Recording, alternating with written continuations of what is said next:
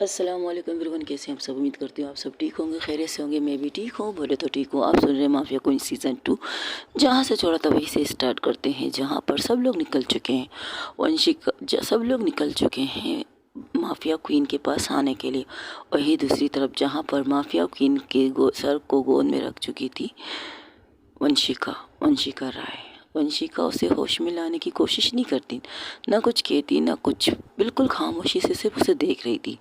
लेकिन जो लड़की भावना बनकर वंशिका के साथ थी, जो वंशिका के सामने बैठी थी, वो उसे उठाने की कोशिश कर रही है। वो उसे कह रही थी, दीदी दीदी आपको कुछ नहीं होगा ना, आपने प्रॉमिस किया है, आप मेरे साथ सारी ज़िंदगी रहेंगी दी, आप ऐसे नहीं जा सकते। आंखें खोली दी, आंखें खोली, देखिए ना, आपकी बीबी, आपकी आपकी हाँ, भाभी भाभी भाभी देखिए ना, भाभी आपको देख रही है, ओहो गौर से आपको देख रही है। वो कुछ कह भी नहीं रही है, ना ना ना ना नारा ना ना नाराज भी नहीं है। वो बहुत से सवाल करना चाहती है। आप जवाब दीजिए ना। आपने कहा था ना कि आप ही इनके हर सवालों का जवाब देंगी। और फ़ोन में नंबर भी मिला रही थी, और जैसे ही फ़ोन उठाया जाता है वहाँ से एक आवाज़ आती है, हेलो, कहाँ हो तुम। मैंने तुमसे कहा ना, तुम्हारी यहाँ से। हे, रिलैक्स, कुछ नहीं होगा, मैं आ रही हूँ। तो तुम कब आओगी, जब सब कुछ यहाँ हाथ से निकल जाएगा, तब तुम पैनिक होना बंद करोगे। पैनिक होते तुम्हें पता तुम्हारे साथ क्या होता है। बाढ़ में गया मेरे साथ, जो कुछ होगा देखा जाएगा। तुम कब आ रही हो, ये बताओ। मैं आ रही हूँ, रास्ते में हूँ। क्या तुम बस से आ रही हो या रिलैक्स, मैं आ रही हूँ, कहा था तुमसे। जब तुम मिलाओगी तो मैं तो आ जाऊंगी, तुम टेंशन क्यों ले रही हो। तुम्हें नहीं पता, दीदी के बहुत खून खून खून बह रहा है। उनके गोली नब्ज चेक करो उनका, मैं आ रही हूँ। देखो मैं कह रही हूँ ना, अगर दीदी को कुछ हुआ ना तो मैं तुम मुझे माफ़ नहीं करोगी, जानती हो। लेकिन तुम्हारी दी को कुछ होगा तो ना, यकीनन मैं उसे कुछ होने नहीं दूंगी। डोंट वरी, मैं आ रही हूँ। वही दूसरी तरफ जहाँ पर परी ये सारी चीज़ें देख रही थी, आंचल ये सारी चीज़ें देख रही थी, और दूसरी तरफ वो मिस्टर सिंघानिया की पूरी की पूरी फैमिली, सिवाय उनकी वाइफ जो अभी थोड़ी देर पहले बच्चा कर चुकी थी, उन्हें रख कर वो सब लोग वहाँ से निकल चुके हैं वंशिका के लिए। मिसेस सिंघानिया टू जिद करती कि उन्हें भी आना है, तो उन्होंने कहा नहीं, अभी तुम्हारी कंडीशन ऐसी नहीं है कि तुम्हें आना पड़े। तो वहीं दूसरी तरफ जहाँ पर एम्बुलेंस का काफिला, पूरी गाड़ियों का काफिला वंश माफिया क्वीन को लेने के लिए आ चुका था, और जैसे उसे लेने के लिए झुकते हो और उसे उठाते हैं और उन्हें गाड़ी में डाल के, एम्बुलेंस में डाल के वहाँ से निकल जाते हैं हॉस्पिटल की तरफ। तकरीबन आधे घंटे तक वो रास्ते में होते, और उन्हें एम्बुलेंस के अंदर ही उसकी ट्रीटमेंट करना स्टार्ट कर चुके। दो या तीन डॉक्टर कह सकते हो उस एम्बुलेंस के अंदर थे। लेकिन वहीं पर वंशिका उठती नहीं, वहीं पर बैठी रहती है। जैसे ही वो जाने की कोशिश करती, वो पलट के आती, देखिए, आपकी ज़रूरत दीदी को, दफ़ा हो जाओ यहाँ से, मेरी ज़रूरत किसी को नहीं है। नहीं नहीं नहीं नहीं नहीं नहीं, दीदी को आपकी ज़रूरत है। दीदी आपसे बेतना प्यार, बेहिसाब, बेतनाशा प्यार करती है दी आपसे। आपको चलना चाहिए, आप उसके पास रहिए। वो ठीक हो जाएंगी, अगर आप उनके पास रहेंगी ना वो ठीक हो जाएंगी। मैं भावना नहीं हूँ, मैं भावना नहीं हूँ। आपकी मोहब्बत वो हॉस्पिटल लेके जा रहे हैं, उनका आपके साथ रहना ज़रूरी है, आपका उनके साथ रहना ज़रूरी है। अगर अगर उन्हें कुछ आंखें खोलेंगी ना, तो सबसे पहले आपका नाम लेंगे। आप चलिए यहाँ से, प्लीज़ चलिए यहाँ से, उन्हें आपकी ज़रूरत है। मैंने कहा ना, चली जाओ यहाँ से, मुझे किसी के साथ कहीं नहीं जाना, मुझे यही रहना है थोड़ी देर तक। आप नहीं कर सकती, तुम्हारी बहन ने खून किया है और उन्हें खून गिरफ्तार करना पड़ेगा। खून उन्होंने नहीं किया है, उन्होंने गोली नहीं चलाई। अच्छा, तो ये क्या है, ये लाश क्या है। आप ईमानदार पुलिस वाली है, ये दीदी ने कहा था, लेकिन मैंने कहा था नहीं नहीं नहीं नहीं नहीं। आपको लगता है कि दी ने मारा है, उन्हें होश में आने दीजिए, फिर पता। उन्होंने नहीं मारा है, मैंने मारा है। एक आवाज़ जो पीछे से सुनाई दी जाती है। वंशिका भावना फोटोकॉपी कह सकते हो पलट के उसकी तरफ देखती है। जब तक भावना नहीं मिलती तब तक मैं उसे भावना ही कहूँगी। तो उन दोनों पलट के देखते तो वहाँ पर एक तकरीबन कह सकते हो 50 साल की लेडी खड़ी थी, जिनका कपड़ा सफ़ेद था और उसके हाथ में एक गन थी। गन मशीन कह सकते हो उनके हाथ में थी। और ट्रक बंद था, उसका दरवाज़ा खुला था और उस ट्रक के अंदर से वो निकल के बाहर आ रही थी। उसको निकालने के लिए वहाँ पर 2 गार्ड्स कह सकते हैं माफिया क्वीन के वहाँ मौजूद थे उसके ट्रक के अंदर। वो भी निकल के बाहर आ जाते हैं। तो वो औरत आके कहती है, ये बंदूक है और मैंने ही मारा है नैतिक को।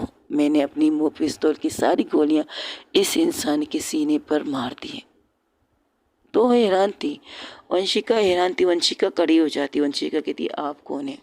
और नैतिक को मारने की वजह, हाँ, नैतिक को मारने की बहुत ही से वजह हैं, लेकिन सबसे पहला और आखिरी वजह मेरी 20 साल की बेटी, जिसे इसने बेला फुसला कर अपने प्यार का झूठा दिलासा देकर उससे शादी करने का झूठा वादा देकर मेरी बेटी को इस्तेमाल करता रहा।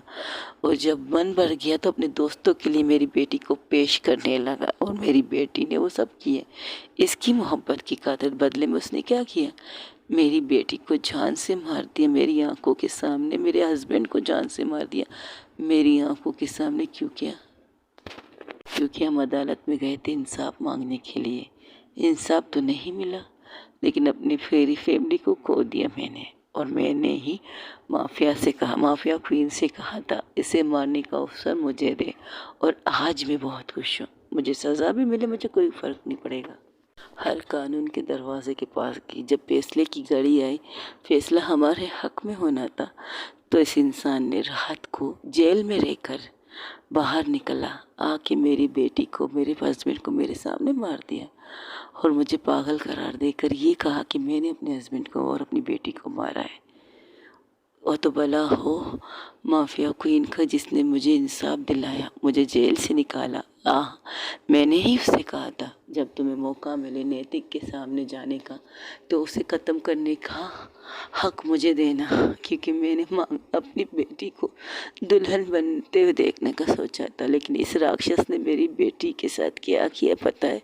मेरे घर के अंदर आके अपने दोस्तों के साथ मेरी बेटी की इज्जत को तार तार करके उसे पंखे से लटका दिया था। इस कमीने इंसान ने मेरे आंखों के सामने। एक माँ बेबस कब होती है? जब उसकी औलाद को उसके सामने दर्दनाक मौत दिया जाए। बहुत भीख मांगा था मैंने इससे, बहुत ज़्यादा भीख मांगा था। पैर पकड़ी थी, रोई थी, गिड़गिड़ाई थी, अपनी साड़ी का आंचल इस कमीने के सामने फैलाया था। लेकिन पता है क्या किया इसने कहा, इस कमीने ने पता है क्या किया? इसने कहा, खूबसूरत तो तुम भी हो, जवान तो तुम भी हो, मैं ऐसा करता तुम्हारे साथ भी वही करता जो मैंने तुम्हारी बेटी के साथ किया है। मेरे साथ ज़बरदस्ती करने की कोशिश की थी, नशे की लत, इतना नशा किया था इसने मेरी बेटी के साथ साथ मेरी भी इज्जत को तार तार कर दिया। अब मैं खुश हूँ। आज मैंने जो किया बहुत सही किया, इसके साथ यही होना चाहिए। और तुम उस लड़की के ऊपर इल्ज़ाम नहीं लगा सकते मैंने इसे मारा है, ये सबूत है, ये गवाह है। वंशिका उन्हें गौर से देख रही थी। मैंने आपको कहीं देखा है? हाँ, जिस जेल में एक दफ़ा तुम आई थी मुझसे मिलने के लिए और मैंने तुमसे मिलने के मुझसे मना किया था, जो तुम केस मेरी बेटी का रीओपन करवाना चाहती थी। तो वंशिका चुप हो जाती है। वंशिका को याद आता है कि हाँ, उसके पास एक केस आया था, एक अजीब केस। उस केस में ये कहा गया था कि एक माँ ने अपने बेटे और एक अपने हस्बैंड को मार दिया है और उस केस को बंद कर दिया गया था। लेकिन कुछ छानबीन के बाद कुछ चीज़ें वंशिका को पता चली और उस चीज़ के बजाय उस चीज़ को पता लगाते लगाते वो इस लेडीज़ तक पहुँची थी। लेकिन इनकी तस्वीर देखी थी, उनसे रूबरू मुलाकात नहीं हुई। और आज मुलाकात हुई भी तो इस कंडीशन में। तो वो कहती, देखा, मैंने कहा था ना, दी किसी को नहीं मार सकती। अब आप दी से नाराज़ मत हुई, आप चलिए दी के पास, मुझे अकेला छोड़ दो। नहीं, मैं नहीं छोड़ सकती आपको अकेला। मेरी दी आपसे बेतनाशा प्यार करती है। हाँ, आप इससे इस तरह नहीं जा सकती उनको छोड़ के। वो वहाँ से जाने लगती। तो आपने मेरी दी से प्यार नहीं किया था? उनसे तो प्यार किया था ना, वो तो आपसे दूर थी ना, तो क्यों नहीं कहा था कि आप उससे प्यार करते हैं, रिटर्न में प्यार चाहिए आपको, क्यों? उन्होंने आपसे कहा था ना दूर रहो उनसे, कहा था ना, कहा था उन्होंने आपसे कि दूर रहो, जिस चीज़ को तुम नहीं जानते वो चीज़ मत करो, कहा था, कई दफ़ा कहा था। और आज उन्हें आपकी ज़रूरत है, वो मौत के मुंह में जा रही हैं और आप उसे मरते हुए छोड़ के जा रही हैं। ये नहीं है मोहब्बत आपकी। मोहब्बत तो मेरी दी कर रही थी आपसे, और देख लीजिए जो गोली आपको लगने वाली थी वो गोली मेरी दी ने अपने दिल पर ले ली। और उसका उनका दिल बहुत अच्छा है, बहुत ज़्यादा अच्छा, बहुत ज़्यादा साफ़ है। हाँ, आपने आज तक मेरी दी का दिल नहीं देखा है, लेकिन उनकी मोहब्बत देखी, वो आपसे बेतनाशा मोहब्बत करती। मैं माफ़ी मांग, मैंने आज तक आपके साथ कोई बदतमीज़ी नहीं की है। दी ने आपको अपनी अमानत के तौर पर मुझे दिया था, जब जब मैं आपके पास आई थी उनका रूप लेकर, तब तब मैंने आपकी इज्जत की थी, आपके साथ बदतमीज़ी कभी नहीं की थी, आपको टच तक नहीं किया था, आपसे दूर दूर रही थी। मैं जब जब दी के जगह पर होती थी तब तब मैंने कभी भी अपनी लिमिट क्रॉस नहीं की। ये आप भी अच्छी तरह जानती हैं और मैं भी अच्छी तरह जानती हूँ। जब रात को आपको मेरे साथ सोना होता था तो मैं आपके काने में दूध में नींद की गोलियां मिलाती थी ताकि आप जल्द से जल्द सो जाएं, और मेरी मेडिसिन कभी ख़राब नहीं होती थी और 5 मिनट के अंदर आपको गहरी नींद आ जाती थी। तो मैं उस रूम के दरवाजे को अच्छी तरह से लॉक करके बाहर निकल जाती थी, बाहर लॉन में बैठती थी जब तक दी नहीं आती थी। तब तक दी मुझे देखकर सिर्फ इतना कहते, जाके सो जाओ, बस इतना कहते। और आपको आके आपको कस के हक करके दी आपकी अपनी बाहों में लेकर सोते थे। मैं मम्मा कसम खा के कहती हूँ, मैं मोम की कसम खा के कहती हूँ, हमारी मोम, मेरी और दी की मोम की कसम खा के कहती हूँ, मैंने आज तक आपको गलत गलत नज़रों से नहीं देखा है। हाँ, आप ट्रस्ट कीजिए मुझ पर।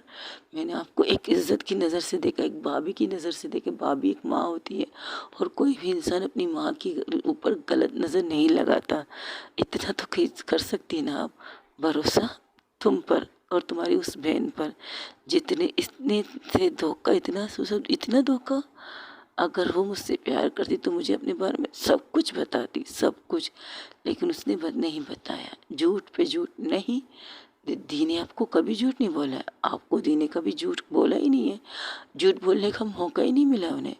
लेकिन प्लीज़, मैं नहीं जा रही, ये कहकर वो जाने लगती तो वो गन निकालती है, तो गन को सीधा उनके उसके मन दिमाग के पास लगा के कहती, अगर मुझे इस हद तक जाना पड़े कि आपके साथ ज़बरदस्ती करके अपनी बहन तक पहुंचाना पड़े तो मैं ज़रूर पहुंचाऊंगी, आपको अपनी बहन के पास पहुंचा के ही रहूंगी। ये कहकर वो उन्हें कहती, देखिए मैं बदतमीज़ी नहीं करना चाहती, मैं आपके साथ ज़बरदस्ती भी नहीं करना चाहती, लेकिन please please please please please please I request you, ठीक है?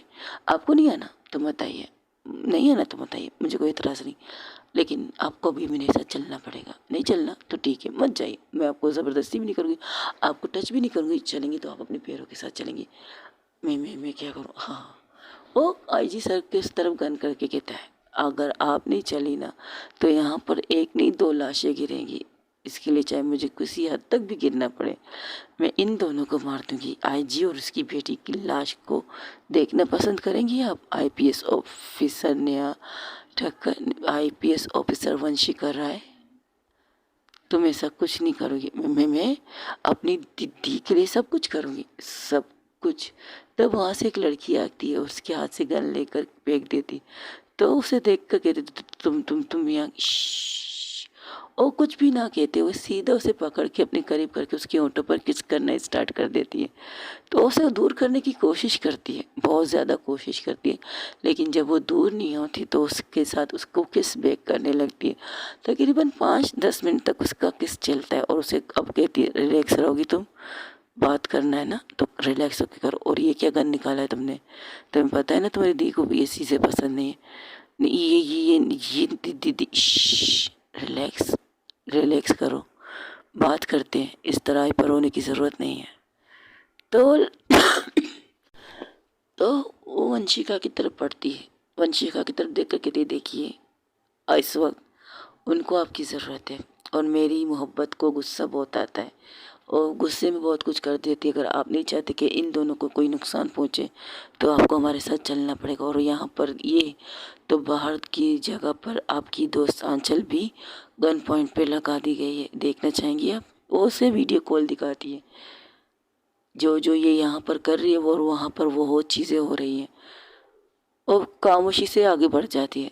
तो वो कहती, ये चलेंगी ना, पहले तुम रिलैक्स रहो। तुम्हें पता है ना, तुम जब पेन आए पर हो, तुम जब परेशान होती हो, पैनिक करने लगती हो, और पैनिक में तुम्हें हटकने की आदत हो जाती है, और तुम इमोशनल भी अटकती हो जब तुम ज़्यादा इमोशनल होती हो। दीदी को देखा है तुमने? मैं तुम्हें देखने आई थी, तुम्हारी दी से पहले। तो तुम्हें मैंने कहा ना रिलैक्स रहो। तुम्हारी दी से ही मैंने वादा किया है, अगर उन्हें कुछ भी हो जाए, उन्हें गोली भी लगे, तब से पहले मुझे तुम्हारे पास आना पड़ेगा, ताकि तुम इस कंडीशन में आगे मत बढ़ना, तुम्हारी तबीयत खराब हो सकती है, चलो यहाँ से। ये कहकर वो लोग गाड़ी में बैठते। उस गाड़ी में जिस गाड़ी में वो लोग बैठते, वो गाड़ी चला रही थी वो लड़की जो आई थी, वो एक ब्यूटीफुल एक सेक्सी लड़की थी।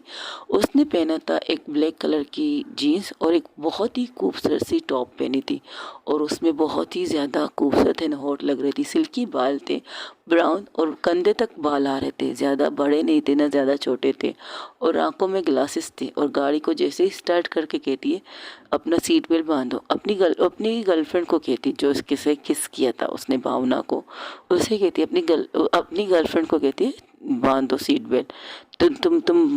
मैंने कहा ना खामोश रहो तुम, बांधो सीट बेल्ट। और ये कहकर खुद से ही उसके सीट बेल्ट बांधती है, और पीछे से सिर्फ इतना कहती, आप भी अपना सीट बेल्ट बांध लीजिएगा, क्योंकि मैं गाड़ी बहुत फास्ट चलाने वाली हूँ, मुझे ज़रूरत नहीं है। ज़रूरत है या नहीं ये मैं नहीं जानती, बस आप बांध दीजिएगा।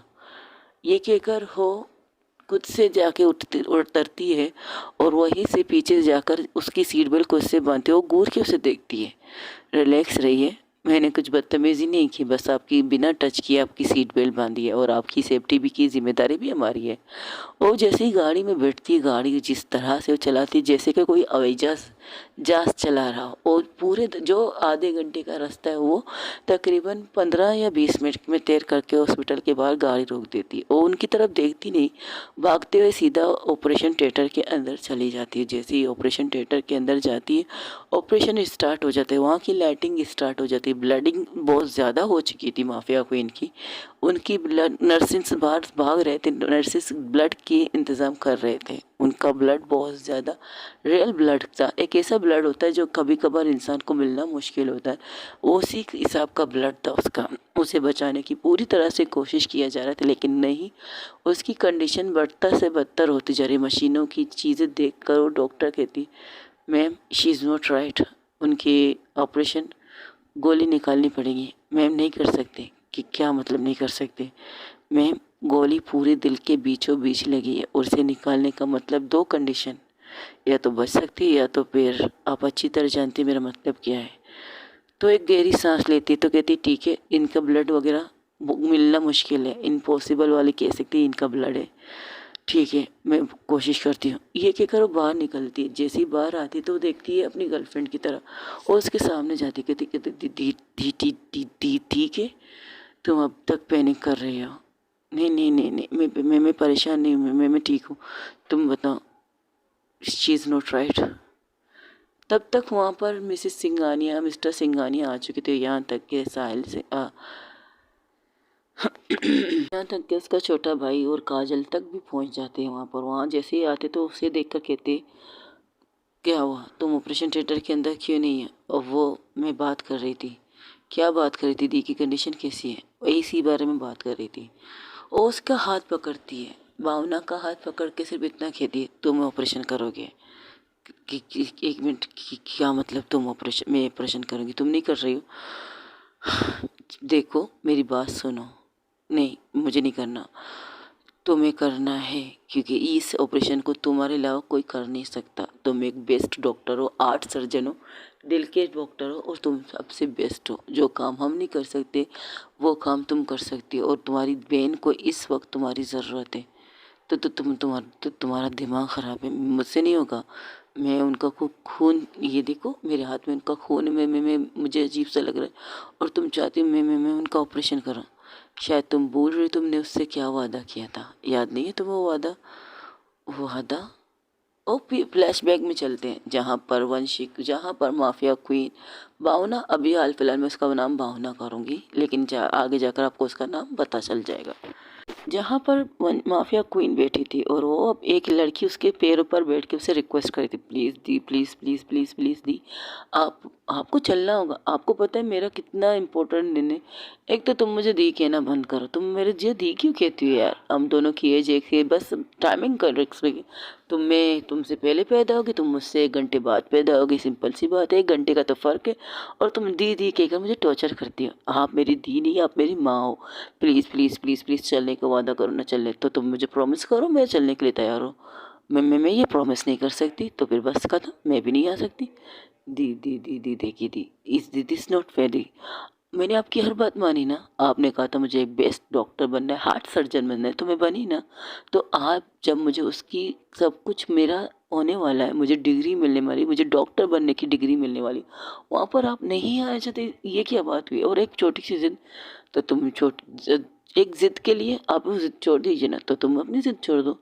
आपको पता है आप क्या मांग रही हैं? हाँ मुझे पता है मुझे क्या मांग रही, लेकिन वो नौबत आएगी थोड़ी। बस मैं एक वादा चाहती हूँ तुमसे, जब भी कोई ऐसी चीज़ हो, मेरा साथ कुछ भी हो, मेरा एक्सीडेंट हो, मेरे साथ कुछ भी गोली वगैरह लगे, तो मेरा ऑपरेशन तुम करोगी। 10 सेट ये कहना चाहती हो, तुम टेंशन क्यों ले रही हो? दी, ये छोटी बात नहीं है, ये बहुत बड़ी बात कर रही हैं आप। हाँ मैं जानती हूँ मैं बड़ी बात कर रही हूँ बच्चा, बट क्या है ना, मुझे तुम्हें डॉक्टर बनते हुए देखना है, लेकिन तुम डॉक्टर बनो, सबके ऑपरेशन करो, मुझे कोई इतराज़ नहीं, लेकिन जब मेरे साथ कुछ भी हो तुम मेरे ऑपरेशन करोगी। दी दी दी दिस नॉट फेयर। देखो मेरी प्यारी सी छोटी सी बहन खुशी, खुशी सिंगानिया जी, अगर आपको ये करना है तो कीजिए, वरना फिर छोड़ दीजिए। दी दी दी दिस नॉट फेयर, दी प्लीज़, दी प्लीज़, दी दी दी दी। देखो मैं वादा करती हूँ मुझे कुछ नहीं होगा, आप प्रॉमिस करती हो ना, वादा कीजिए मुझे। वो अपना हाथ बढ़ा देती है, खुशी अपना हाथ बढ़ा देती है भावना के सामने। भावना चुप हो जाती है, भावना चुप होकर सिर्फ उसे देखती है। क्या हुआ, अभी तो आपने कहा वो कुछ खुद को कुछ होने नहीं देंगी, फिर आप वादा कीजिए ना। वो खड़ी हो जाती है और विंडो के पास जाती है, और रात के तकरीबन 12 बजे थे, वहाँ के यूके के रात के 12 बजे थे। बाहर रौनक थी, और उस दिन था सेंटा क्लॉज दिन, यानी कि कह सकते हैं ना क्रिसमस डे कह सकते हैं, क्रिसमस डे था। तो बाहर के नज़ारा देखती, जहाँ पर अलग जगह जगह पर बत्तियाँ लगी हुई थी, और क्रिसमस के जो फूल होते वो लगे थे, और बर्फ़बारी हो रही थी। और विंडो पर हाथ रख के सिर्फ इतना कहती है, खुशी तुम्हें अच्छी तरह पता है कि मैं क्या हूँ, तुम्हें अच्छी तरह पता है मैं किसकी बेटी हूँ, तुम्हें अच्छी तरह पता है कि मैं क्या करने वाली हूँ, इसके बावजूद तुम मुझसे वादा लेना चाहती हो। मेरी ज़िंदगी मेरी मौत मेरे हाथ में नहीं है, हाँ है मेरे हाथ में, लेकिन मैंने खुद को अपने मोले मौत चुनी है, और मैं कब तक खुद को इस तरह से छुपा के रखूँगी मुझे नहीं पता। लोगों के लिए माफिया क्वीन कौन है उन्हें नहीं पता, सिंगानिया की बेटी कौन है। मैं हूँ सिंगानिया की बेटी, सिंगानिया की अभी तक तो इकलौती बेटी हूँ, बात का कुछ पता नहीं। लेकिन इतना पता है, मैं अपनी मौत को हर तरफ अपने साथ लेकर घूमती हूँ, मेरा ठिकाना ये नहीं है, मैं कभी यहाँ कभी वहाँ। अभी भी मैं चुप के तुम तक आई हूँ, तुमसे मिलने आई हूँ, तो सोचो मैं किस तरह से चुप रही हूँ सब चीज़ों से। आज तक मेरी दोस्त जो मेरे साथ रहती है परी, उसे मेरे बारे में नहीं पता, वो एक अच्छी दोस्त है, उसने कभी जिक्र नहीं किया, कभी मुझे फोर्स नहीं किया कि मेरे बारे में जानने के लिए। बस एक दफ़ा जब मैंने उससे कहा था मेरे बारे में कुछ भी मत पूछना, इतना याद रखना मैं तुम्हारी दोस्त हूँ, तुम मेरी दोस्त हो, बस इससे ज़्यादा कुछ भी नहीं। उससे मेरी दोस्ती किस तरह हुई ये सब कुछ तुम्हें पता है, और मैं किससे बच रही हूँ किससे चुप रही है ये भी तुम्हें पता है। मैं चुप नहीं रही हूँ, लेकिन मेरी मोम मुझे छुपा रही है। मेरी मोम मुझे मरते हुए नहीं देखना चाहती, लेकिन मैं उस इंसान को मारना चाहती हूँ जिस इंसान ने मुझे आज यहाँ पहुँचाने की गुस्ताखी की है, मुझे इस अंधेरे के हवाले किया। ये अंधेरा देखती हो ना, देखो बाहर कितनी रोशनी है, लोग क्रिसमस डे बना रहे हैं, लोग इंजॉय कर रहे हैं, और मैं इस चार दीवारी में बैठकर तुमसे बातें कर रही हूँ, और तुम्हारी भी क्रिसमस को ख़राब कर चुकी हूँ मैं। मेरी क्रिसमस आपकी वजह से दी, आप हैं तो मैं हूँ, और थैंक यू सो मच मेरे पास यहाँ आने के लिए। हाँ झूठ बोलकर, आज परी से झूठ बोलकर मैं वहाँ से निकली कि मैं एक बहुत ही ज़रूरी काम से निकली, लेकिन यहाँ आ गई। देख लो तुम्हारी मोहब्बत ने मुझे यहाँ पहुँचा दिया। आई नो आप परी दी से बहुत, आप परी से बहुत प्यार करती हो, हाँ हो मेरी सच्ची दोस्त है, उसने कभी मुझे निराश नहीं किया। जब भी मैंने उसे कहा है तुम जाओ कमरे में आराम करो, मुझे डिस्टर्ब मत करो, और आज तक मुझे याद नहीं कि कभी उसने मुझे डिस्टर्ब किया हो, कभी मेरे बिना इजाज़त के मेरे कमरे में आई हो, कुछ भी नहीं पता, कुछ भी नहीं। तो वादा करो। दी दी दी देखिए ना, दी दी ओफ, अब तुम फिर से पैनिक हो जाओगे। मैंने कहा ना, नैतिक को मुझे मारना है और नैतिक मुझे मारना चाहते हैं, लेकिन वो मर चुका है। दुनिया के लिए, मेरे लिए नहीं। क्योंकि जब तक मैं सांसें ले रही हूँ तो नैतिक भी जिंदा है, और मेरी और उसकी सांसें एक जैसी हैं। जिस दिन हम आमने सामने होंगे ना, उस दिन ये दिल को सुकून मिलेगा। जब तक मैं उसकी लाश अपनी आंखों से ना देखूं, वो मेरी लाश अपनी आंखों से ना देखे, तब तक तो हम एक दूसरे को मुर्दा नहीं समझ सकते। जिस तरह वो मुझे मुर्दा नहीं समझ सकती, उस तरह मैं भी उसे मुर्दा नहीं समझ सकती। क्योंकि जब तक अपनी आंखों के सामने उसकी लाश को, और लाश को भी तब तक मैं खुद कंफर्म ना करूं कि हाँ ये उसकी लाश है, तब तक मैं नहीं मान सकती कि वो मर चुका है, नहीं मान सकती। अब वादा करो तुम मुझसे, मेरे साथ कुछ भी होगा, मुझे गोली लगेगी या मेरी एक्सीडेंट होगी, कुछ भी होगा, कोई भी हादसा मेरे साथ होगा, लेकिन बतौर डॉक्टर तुम मेरा इलाज करोगी। Promise me. आप प्रॉमिस नहीं करना चाहती मेरे साथ? नहीं कर सकती, क्योंकि जब मुझे पता है मैं मौत को लेकर घूम रही हूँ, तो मैं क्यों तुमसे झूठा प्रॉमिस क्यों करो? मैं झूठे प्रॉमिस नहीं करती। आपकी लाइफ में भी कोई आया है? अभी तक तो कोई नहीं आया। बस एंजॉय कर रही हूँ और मोहब्बत करना नहीं चाहती। मोहब्बत करूँगी ना तो कमज़ोर पड़ जाऊँगी, अपनी दुश्मनी से, अपनी चीज़ों से डर लगने लगेगा, अपनी सांसों से डर लगने लगेगा। अगर मैं किसी से मोहब्बत करूँ ना, अगर आपको किसी से मोहब्बत हो गई, तो कोई आपसे मोहब्बत करे तो मैं ऐसा मौका आने देना नहीं चाहती। मैं किसी को मोहब्बत करने और ना किसी को अपने आप से मोहब्बत करने की इजाज़त देती हूँ। बस इतना याद रखती हूँ कि मेरी ज़िंदगी, मेरी मौत मेरे दोनों हाथों में है, मेरे ही हाथों में। मैं अपनी मोहब्बत को इजाज़त नहीं दूंगी कि मेरी मोहब्बत मेरी दुनिया में आए और उसको तड़पना, रोना या गिड़गिड़ाना पड़ जाए किसी के लिए, किसी के सामने मेरे लिए। मुझे नहीं पसंद ये सारी चीज़ें। ओके, तो अगर कभी आपको किसी से मोहब्बत हुई और किसी ने आपसे मोहब्बत की, तो मैंने कहा ना, मैं किसी को मौका नहीं दूंगी मेरे करीब आने के लिए। मेरे लिए बस इतना ही काफ़ी है। आज पर ही मेरे दोस्त है, इतना काफ़ी है। ठीक है जी, मैं वादा करती हूँ। अब वो फ्लैशबैक से बाहर आती है तो कहती है याद आया, तुमने अपनी दी से वादा किया है। मैंने नहीं करना। उनकी कंडीशन कैसी है? कंडीशन सुनना चाहती हो तो ठीक है, सुनो। आप सबके सामने कहती हूँ, उसकी कंडीशन ऐसी है कि एक भी ज़रा सी भी गलती उसकी जान ले सकती है। हमारी एक भी लापरवाही उसे मौत के मुंह में पूरी तरह से ले जा सकती है, पूरी तरह से। सुन रही हो मेरी बात? पूरी तरह से। तब उसकी मोम कहती है करण कहाँ है? करण आईसीयू रूम में, उनकी वो दोनों पैरों से अपाहिज हो चुके हैं। वो डॉक्टर कहती है ये तो होने ही था, कितनी गलत काम करोगे उतने ही तड़पोगे। और वो उस रूम की तरफ जाती है जिस रूम में करण था। करण को देखकर, करण से देखकर चीखने लगता है, माफ़ी मांगने लगता है, रोने लगता है और दर्द के मारे चिल्ला रहा था। तब वो सिर्फ इतना कहती, मैंने तुमसे एक वादा किया था, जब मैं तुम्हारे पास आऊँगी तो तुम्हारी बेटी को लेकर आऊँगी। मैं तुम्हारी बेटी को लाई तो नहीं हूँ, लेकिन तुम्हें तुम्हारी बेटी दिखाना चाहती हूँ कि वो कौन है।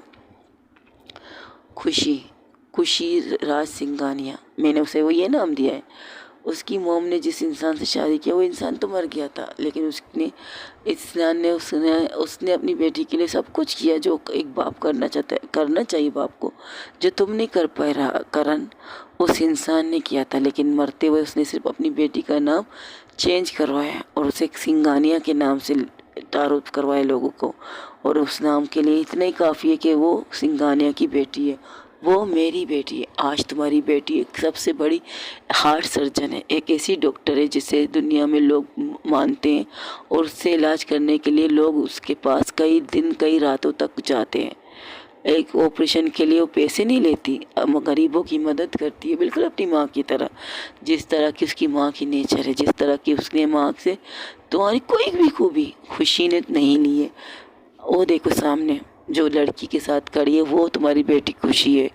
और जब देखती ये मेरी बेटी नहीं हो सकती, ये तो भावना है, वो आईपीएस की गर्लफ्रेंड, तुम्हें पता है तुम मुझसे इतनी नफरत करते हो, मुझसे राज से इतनी नफरत करते हो, लेकिन ऊपर वाले के भी खेल देखो। ऊपर वाले ने बिल्कुल ऊ बहू तुम्हारी बेटी की शक्ल, मेरी बेटी की शक्ल तुम्हारी बेटी को दे दी। क्या क्या मतलब ये भावना राज सिंघानिया, माफिया क्वीन राज सिंघानिया, अंडरवर्ल्ड डॉन राज सिंघानिया की बेटी माफिया क्वीन भावना राज सिंघानिया है करण सिंह। तुम झूठ बोल रही हो? बिल्कुल झूठ नहीं बोल रही हो। वो है खुशी मेहरा, जिसे मैंने उसका नेम मेरा को हटा के सिर्फ लिखा है खुशी सिंघानिया, सर नेम ऑफ राज सिंघानिया।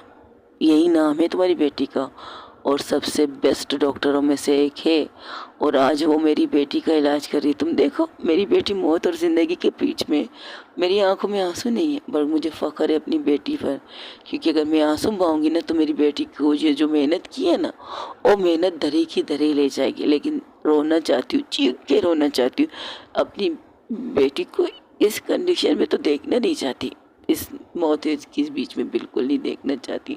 लेकिन तुम्हारी बेटे ने, तुमने मेरी बेटी की ज़िंदगी बर्बाद की थी, मेरी बेटी को भागने पर मजबूर के। आज उसकी मोहब्बत उससे दूर वहाँ बाहर बैठ के रो रही है। वही दूसरी तरफ जहाँ पर वंशिका बाहर बैठ के आंखों में सिर्फ आंसू ही आंसू थे, कुछ कह नहीं रही थी, ना चीख रही थी ना छू। तब वह उसके पास परी आंचल बैठ जाती, आंचल कहती तुम ठीक हो वंशिका? तो कुछ नहीं कहती, बस उसकी आंखों से आंख से बह रहे थे और आंखें बंद थी। अंदर चलो, उसकी कंडीशन ठीक नहीं है, जिंदा है ना। वो चुप हो जाती है। तब परी उसके पास आ गई थी, वो मैं यहाँ बैठ सकती हूँ? इतनी बड़ी गार्डन है, तुम कहीं पर भी बैठ सकती हो परी। वंशिका कहती नहीं, मुझे आपके पास बैठने कुछ बातें करनी है। तुम्हें पता था कि वो ये माफिया क्वीन है? नहीं, आज तक मैंने कभी उससे सवाल नहीं किया है। उसकी दोस्ती का पहला लफ्ज़ था मुझसे कोई सवाल मत करना, मेरे बारे में तो बिल्कुल भी नहीं। लेकिन इसके बाद सिर्फ इतना कहूँगी, तुम्हारे साथ सब कुछ भी गलत नहीं होगा, हर कदम पर तुम मेरे साथ हो गई और मैं तुम्हारे साथ होंगी। वही दूसरी तरफ जहाँ पर मशीनों में बहुत सी हलचल होने लगती, मशीनों की आवाज़ अजीब से बदतर होती जा रही थी, वही बाहर जहाँ पर एक नर्स आके भागते